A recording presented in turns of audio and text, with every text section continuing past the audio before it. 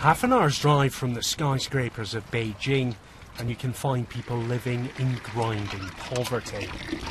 Construction worker Xu Mingfu says there are two Chinas. The China he lives in, where people struggle to get by.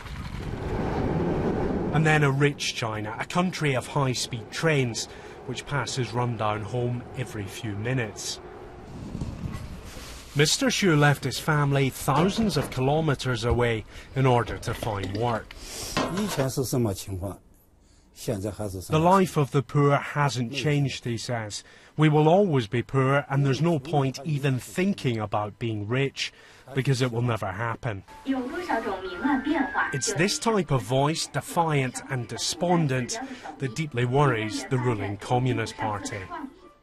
China is at a crossroads. Its new leaders are facing growing calls for political and economic reform. And there is a real sense here now that they must take the country in a new direction. Welcome the Standing Committee members.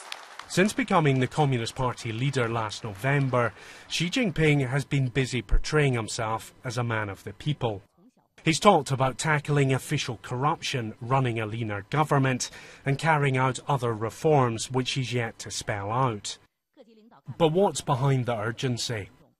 Well, the party has a very strong sense of crisis. And it is this sense of crisis which is driving so much of that reform, and the rhetoric behind Xi Jinping that reform must be continued at all costs, even though there is no specific destination. Pressure on the party to reform is coming from all sections of Chinese society. Li Luanyu is a chemistry student at one of the country's top universities. He tells me that China's political system badly needs reforming, as there are so many problems here. But he's quick to add that the party will determine the pace of change. China's leaders worry major reforms could loosen their grip and power.